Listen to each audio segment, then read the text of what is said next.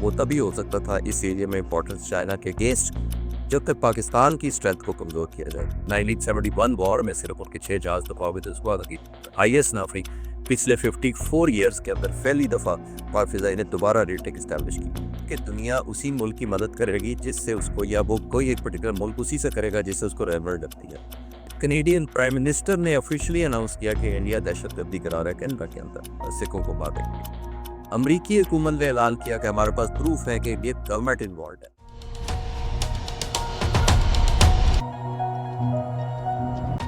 अस्सलाम वालेकुम। Paradigm shift के फोरम से मैं हूं मोहम्मद हमजा तनवीर।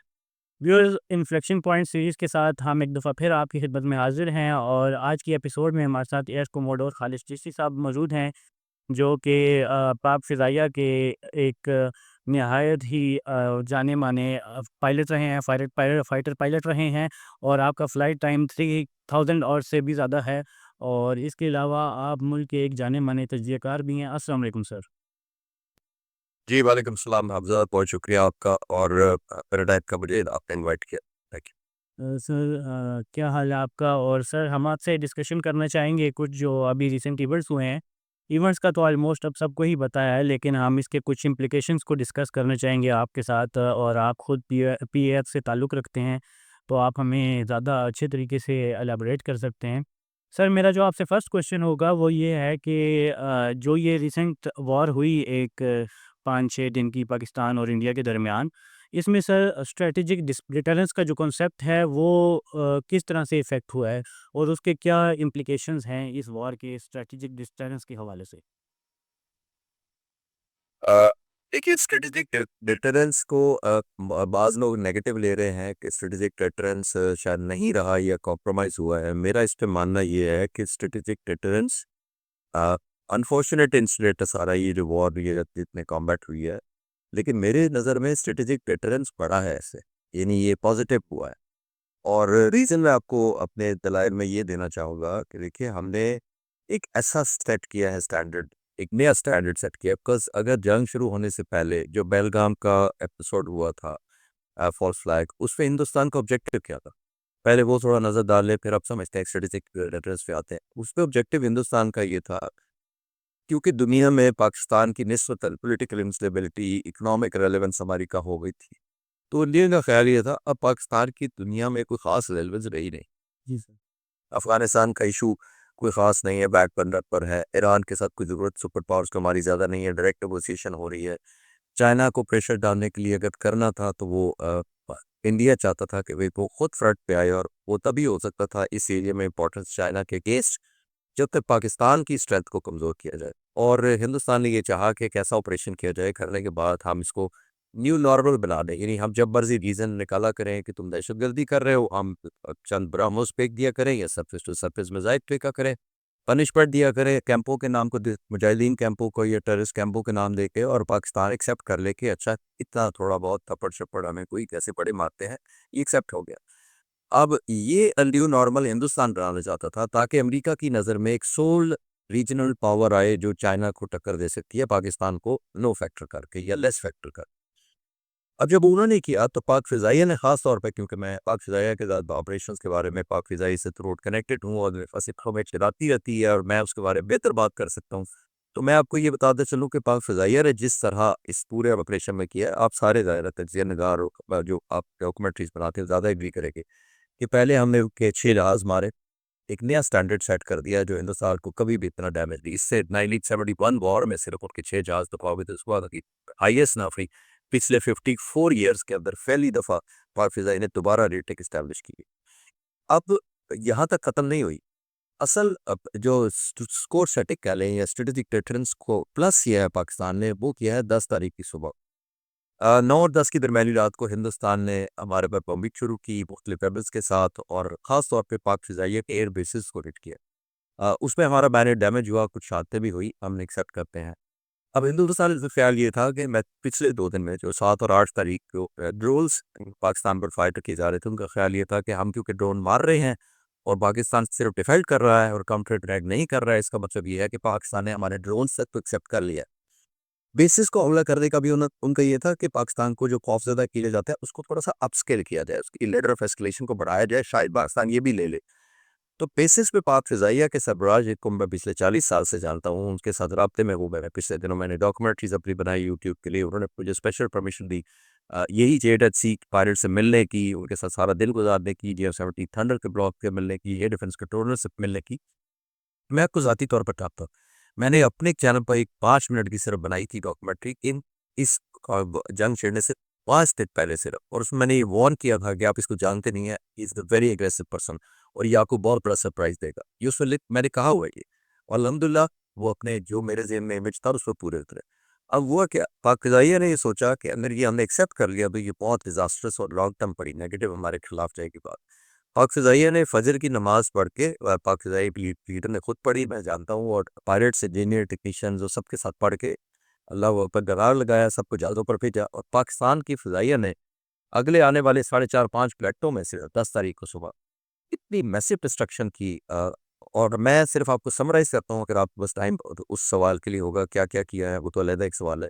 लेकिन मैंने कैलकुलेट किया है टनेज जो हमने बॉम्ब मारे हैं, यानी जो बारूद या असला फेंका है, आप सुनकर शायद हैरान होंगे जो टनेज जितने टन का बॉम्ब्स हमने उस साढ़े 4 घंटे में मारे हैं, वो पूरी 1965 की 17 दिन की जंग से ज़्यादा है।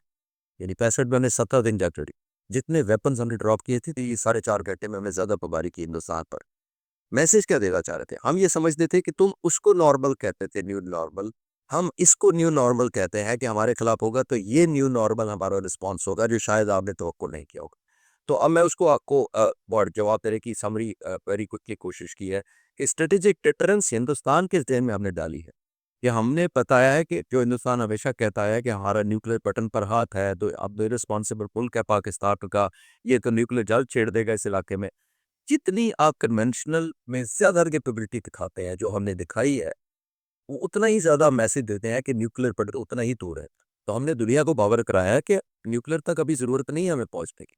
हम उससे पहले ही काफ़ी कुछ रखते हैं जो आप जवाब भी दे सकते हैं, सिर्फ़ जवाब नहीं दे सकते हैं, कैपेबिलिटी वाइज़ नहीं जवाब दे सकते, जवाब देने का हौसला भी रखते हैं। जी।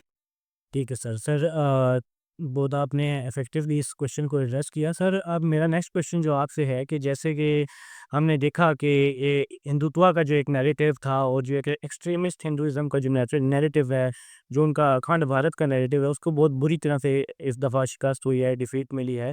और उसकी वजह से इंडियन गवर्नमेंट पे, बिलख़ुसूस मोदी गवर्नमेंट पे और मोदी पे बहुत ज़्यादा प्रेशर है, और जितने भी हिंदू एक्सट्रीमिस्ट हैं, वो इस वक़्त मोदी को तनकीद का निशाना बना रहे हैं।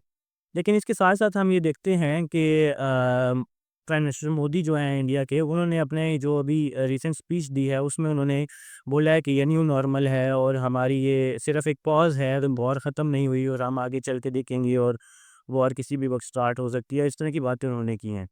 तो क्या आप ये समझते हैं कि ये एक न्यू नॉर्मल जो है, इसको इंटरनेशनल कम्युनिटी और जितने भी ये हमारे जिनको 5 बिग 5 जो पावर्स हैं, ये एक्सेप्ट करेंगी? और क्या ये आने वाले वक़्त में हमें, हमारी कौम को इस चीज़ के लिए रेडी रहना चाहिए कि आने वाले किसी भी दिन में, हफ़्ते में, 2 हफ़्ते में, महीने में वो दोबारा ऐसी स्ट्राइक्स कर सकते हैं और ये एस्केलेट करेगा? इसके अलावा इवन मैं देख रहा था ज़फ़र हिलाली साहब का, वो ट्वीट्स कर रहे हैं कि कुछ यूएस के जो कार्गो शिप्स हैं, मिलिट्री कार्गो शिप्स, इसराइल के कार्गो शिप्स, वो इंडिया में लैंड हुए हैं, शायद उनको रीआर्म करना चाह रहे हैं या कुछ ऐसा। तो इसमें किस हद तक सच्चाई है?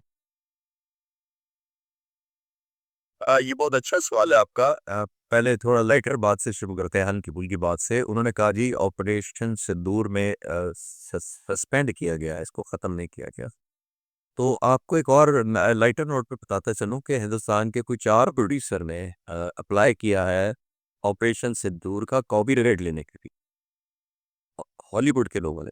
जिसका क्या मतलब है कि हॉली ये ऑपरेशन सिंदूर कंटिन्यू रहेगा बट पॉसिबली हॉलीवुड में, क्योंकि वो पहले भी ज़ाहिर है, वो जो पिक्चर अभिनंदन का एपिसोड था वो भी उन्होंने फ़िल्में बना ली, उनको मेडल दे दिए।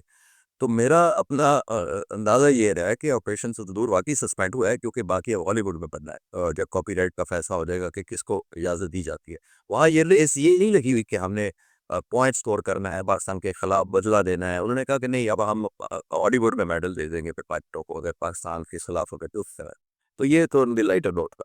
देखिए, दुनिया आपको एक चीज़ याद रखिए, जो मेरी अपनी अंडरस्टैंडिंग है, वो ये है कि दुनिया आपको कोई दुनिया में भाई-बंदी, दोस्ती, कॉमरेडशिप, फ्रेंडशिप नहीं होती। एक चीज़ होती है कॉमन, इंडिविजुअल कौमों की नेशनल इंटरेस्ट।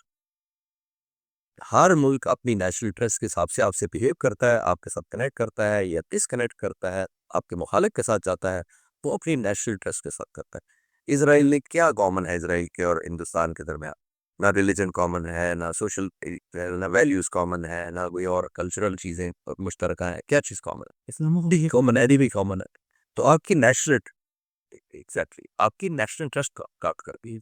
तो बड़ी बड़ी पावर जो है जाहिर है वो चाहेंगी कि पाकिस्तान को अंडर चेक रखा जाए।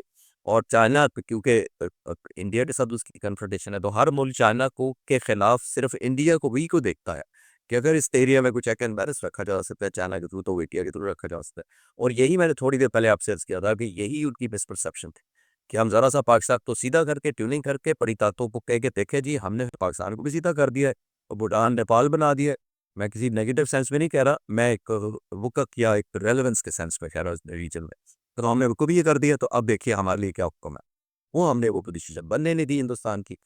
अब क्योंकि पाकिस्तान की रेलेवेंस बढ़ गई है अल्हम्दुलिल्लाह, तो ज़ाहिर है हमें चाहिए अब नेगोशिएशन टेबल पर के इस रेलेवेंस को, इस वैल्यू को बरकरार रखे।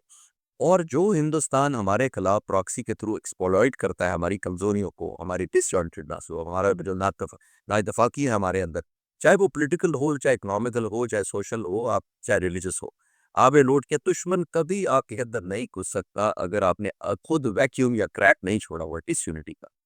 अभी हमें चाहिए कि अल्लाह ताला ने हमें यूनाइट कर दिया है, तो कौन हम इसको कोई भी लीडर हो, मिलिट्री लीडरशिप हो, पॉलिटिकल लीडरशिप हो, कोई लीडरशिप हो, सबको मिलकर ये सोचना चाहिए कि अब हमने मुल्क को आगे लेके चलना है, इसको यूनिटी को साथ लेके चलना है। अगर लोगों के जज्बात एक कॉमन ग्राउंड पर इकट्ठे हैं, तो इसको वैल्यू ऐड करें और मुल्क की तरक्की के लिए इसको इस्तेमाल करें, बजाय फिर जंग खत्म हो जाए। क्योंकि हमने यूनिटी सिर्फ जंग के लिए तो नहीं करनी ना, हमें वैसे भी एक कौम के तौर पर यूनाइट होकर रहना चाहिए।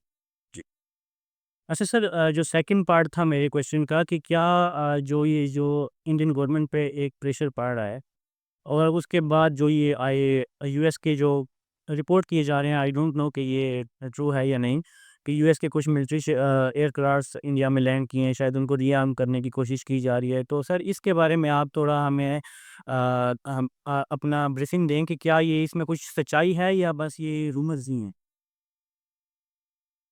देखिए इनडायरेक्टली मैंने इसका जवाब यही दिया था कि दुनिया उसी मुल्क की मदद करेगी जिससे उसको, या वो कोई एक पर्टिकुलर मुल्क उसी से करेगा जिससे उसको रेलवेंट लगती है। मेरे पास क्योंकि अपडेट नहीं है ये वाली जो आप कह रहे हैं बात कि अमेरिकन या इजरायली कोई वेपन्स आए हैं या शिप आए हैं, तो फिर मैं इस पोजीशन में नहीं हूँ कमेंट करने की कि वो कंफर्म नहीं कर सकता क्योंकि मेरे पास अपडेट नहीं है। और अगर आएगी कोई, और ऑब्वियसली जैसे मैंने अर्ज किया कि वो उसी एजेंडे के तहत आएगी कि जब तक उसकी इंडिया के साथ कॉमन एक ग्राउंड बनेगा तो उसको सपोर्ट करेंगे। आपने नोट किया कि हमारे बहुत सारे करीबी दोस्तों ने, खासतौर पर चाइना ने, तुर्की ने, हमारी अज़रबैजान ने, उनका एहसान हमें नहीं भूलना चाहिए। उन्होंने भी अपनी नेशनल इंटरेस्ट में हमें ज़्यादा रेलिवेंट समझा। इंडिया चूँकि बड़ी पावर है, हमें भी अब तरक्की करके आगे निकलना चाहिए ताकि हम भी दुनिया के साथ इकोनॉमिकली रेलेवेंट भी हो। क्योंकि इंडिया के साथ दुनिया कारोबार करती है, सिलिकॉन है, इंडस्ट्री है, ऑटो है, हर चीज़ है इंडिया के साथ। तो अब इसीलिए दुनिया उससे बिगाड़ती नहीं है, क्योंकि उसकी इकोनॉमिक स्ट्रेंथ है। हमारे साथ कोई खास है नहीं दुनिया का ट्रेड, इसलिए हमारे साथ आसान लगता है हमको निस्बतन। तो हमें स्ट्रेंथ पकड़नी चाहिए, अपनी यूथ को कैपिटल, अपनी स्किल डेवलप करनी चाहिए, हमें फाइनेंशियली, इकोनॉमिकली ग्रो करना चाहिए। मिलिट्री के अलावा भी, मिलिट्री ने तो एक दफ़ा बचाया, बिल्कुल है। लेकिन परमानेंट हम नहीं कह सकते कि हमें एक इकोनॉमिकली स्ट्रांग नहीं होना क्योंकि जब बुरा वक्त है, हमें एज ए कौम भी स्ट्रांग होना चाहिए। जाओ हमारे अंदर कमजोरी है उनको भी एड्रेस करना चाहिए। बिल्कुल ऐसे ही सर। सर अगर हम डिप्लोमेसी की बात करें तो इस इन कुछ दिनों के अंदर हमें ये नज़र आया, बल्कि मोदी गवर्नमेंट को बहुत ज़्यादा तनकीद का भी निशाना बनाया जा रहा है, स्पेशली जो उनके फॉरेन मिनिस्टर हैं उनको, कि डिप्लोमेटिकली इंडिया आइसोलेटेड नज़र आया है, कि यूएस ने उनके हक में कोई बयान नहीं दिया या ऐसा नहीं बोला कि हम इंडिया के साथ खड़े हैं इस जंग में। रशिया ने या किसी भी और कंट्री ने खुल के उनकी हिमायत नहीं की। तो सर पहले तो एक कॉन्सेप्ट था पाकिस्तान में भी और ब्रॉडर भी, अगर हम बात करें रीजनल लेवल पे या ग्लोबल लेवल पे, तो एक परसेप्शन थी कि पाकिस्तान डिप्लोमेटिकली आइसोलेटेड कंट्री है। तो इंडिया की आप समझते हैं कि डिप्लोमेटिक फेलियर था इन दिनों में नज़र आया हमें, या जो तनकीद की जा रही है मोदी गवर्नमेंट पे वो गलत है? देखिए हवाई इसमें डिप्लोमेटिक फ्रंट पे जो हमारी बाहर ऑफिसेज हैं, फॉरेन या फॉरेन ऑफिस है, उनकी कामयाबी ज़रूर है, लेकिन उसमें इंडिया ने भी हमें हेल्प की है कि हमारी क्रेडिबिलिटी बने। अब वो हेल्प कैसे की है उन्होंने? देखिए कनेडियन प्राइम मिनिस्टर ने ऑफिशियली अनाउंस किया कि इंडिया दहशतगर्दी करा रहा है कनाडा के अंदर, सिखों को मारने के लिए। अमरीकी हुकूमत ने ऐलान किया कि हमारे पास प्रूफ है कि ये गवर्नमेंट इन्वॉल्व है।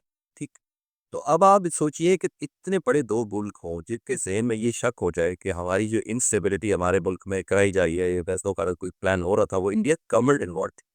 तो फिर हमें ये हेल्प हो गई, अपना एक नैरेटिव को समझाने में आसान हो गई, किसी को भी समझाने में कि हमारे पे नहीं सिर्फ ऐसा कर रहा, आपके ऊपर भी वो कर चुका है ऐसी अटैक। तो फिर लोगों को ज़्यादा कन्विंसिंग बात लगी। ये हमारे हक में कुदरती तौर पर हिंदुस्तान ने भी कंट्रीब्यूट किया, जिसकी वजह से हमारी रेलेवेंस ज़्यादा बढ़ गई उस टॉपिक के साथ। जब नहीं हुआ था तो वो कहते थे नहीं आप लोग ही कर रहे होगे कुछ ना कुछ। अब हमारी बात को समझना उनके लिए आसान हो रहा है। जब वो खुद क्योंकि विक्टिम बन रहे हैं या विक्टिम पोटेंशियली बन सकते थे, अगर पे कोई बहुत बड़ी वहाँ पे हो जाता है किस्सा या वारदात हो जाती है हिंदुस्तान की तरफ से, फिर उनको और ज़्यादा समझ आती। लेकिन इतना ही डाटा उनके लिए काफ़ी है जब सरकारी तौर पर उनकी एजेंसी ने उनको कन्फर्म कर दिया हुआ है कि आपके मुल्क के अंदर Hindustan formally as a state interfere कर रहा है या सैबोटाज या टेररिज्म करना चाहता है। तो हमें उसके बयानिए की हेल्प भी हुई है और जो हमारे फॉरेन ऑफिस से किया उसका क्रेडिट उनको भी जाना चाहिए। बिल्कुल सर। सर अब मैं अपने लास्ट क्वेश्चन की तरफ बढ़ूँगा जो कि थोड़ा-सा कंट्रोवर्शियल भी है और हम क्योंकि मेन स्ट्रीम मीडिया पे नहीं हैं, इलेक्ट्रॉनिक मीडिया पे नहीं हैं तो मैं आपसे एक ज़रा हट के एक सवाल करना चाह रहा हूँ कि सोशल मीडिया पे जो इंडियन लोग हैं, उनके जो मोदी के फॉलोअर्स हैं, वो एक नैरेटिव फैला रहे हैं कि शायद इंडिया ने पाकिस्तान की किराना हिल स्टेशन पे कोई जो न्यूक्लियर फैसिलिटी है हमारी वहाँ पे, उस पे उसकी इंफ्रास्ट्रक्चर पे कोई अटैक किया है, जिसकी वजह से कोई रेडिएशंस वगैरह कुछ इस तरह से स्प्रेड हो रहा है। और पाकिस्तान को बहुत ज़्यादा उनकी जो हमारी स्ट्रेटेजी सेकंड स्ट्राइक कैपेबिलिटी है वो बहुत ज़्यादा इफ़ेक्ट हुई है। तो इसमें सर किसी हद तक सच्चाई है या ये महज़ एक कॉन्स्पिरेसी थ्योरी है? ये मैं डिनाई करता हूँ पूरा क्योंकि मेरी कंफर्मेशन है मेरे पास, ये टोटल प्रोपेगेंडा है और ये सिर्फ लोगों को राज़ी करने के लिए, अपने लोगों को ठंडा करने के लिए और यूरोप और अमेरिका और फर्स्ट वर्ल्ड के कंसर्न पैदा करने के लिए किया जा रहा है। टू प्रॉन्ग इसका फ़ायदा हिंदुस्तान लेना चाहता है। एक तो ये अपने लोगों को कहेगा कि देखें जी हमने तो न्यूक्लियर तक उनको मार दी है। लोग खुश हो जाए शायद। फिर अमेरिका को बड़े-बड़े मुल्कों को ये कहेगा कि जी देखें एक इर्रेस्पॉन्सिबल मुल्क है, इसके पास न्यूक्लियर रेडिएशन है और इसका मतलब है पीस के लिए खतरा है, तो इसके न्यूक्लियर बॉम्ब्स तो फटाफट पहुँच के कब्ज़े में ले लें आप लोग। तो वो टू प्रॉन्ग किया जाता है। लेकिन दुनिया बेवकूफ़ नहीं है। अगर टारगेटिंग न्यूक्लियर रेडिएशन हो रहा है तो दुनिया वहाँ आराम से बैठी हो, हमें भी पता है और हमारे न्यूक्लियर एसेट्स मैं आपको कंफर्म कर सकता हूँ कि इस तरह पहाड़ों पर तिपड़े हुए कि आप पहाड़ी को मारेंगे, वो न्यूक्लियर रेडिएशन हो जाएगी। तो ऐसा हमारा नहीं, वो सेफ सिक्योर है और वो बिल्कुल ऐसी किसी जाहिलाना या बेवकूफ़ और जज्बाती किस्म के जो एक्शन होंगे या इर्रेशनल, रेकलेस इनिशिएटिव अगर कोई ले भी लेगा, तो हमारे अपने हमने वेपन्स इतने एक्सपोज़ नहीं किए हुए। मैं आपको श्योरिटी दे सकता हूँ कि हमारे वेपन्स इतने ओपन नहीं पड़े हुए कि वो हिट होंगे और न्यूक्लियर रेडिएशन ये सिर्फ प्रोपेगेंडा है। ठीक है सर। सर मेरे तो यही क्वेश्चंस थे आपसे आज के इंटरव्यू के लिए क्योंकि वैसे जो इवेंट्स हुए उनको तो हर जगह पे ही डिस्कस किया जा रहा है कि कैसे पाकिस्तान ने रिटेलिएट किया और फिर इंडिया ने जैसे फ़ौरन जिस दिन 10 मई को पाकिस्तान ने रिटेलिएट किया तो जो सोफिया कुरैशी उनकी कर्नल हैं उन्होंने फ़ौरन आके कहा कि इंडिया डी-एस्केलेशन चाहता है अगर पाकिस्तान भी चाहे तो और जो उनको इबरतनाक एक शिकस्त हुई उसके हवाले से तो सभी बात कर रहे हैं, लेकिन मैं थोड़ा-सा स्ट्रैटेजिक डिटरेंस और इन चीज़ों के बारे में जानना चाह रहा था और team paradigm shift is very thankful to you कि आपने हमें अपना ये प्रीशियस टाइम दिया। Sir thank you very much. Thank you very much करडेप शिफ्ट ने आपने टाइम निकाला और मुझे इनवाइट किया। I am so grateful to you. Thank you so much. Thank you sir. अल्लाह हाफ़िज़।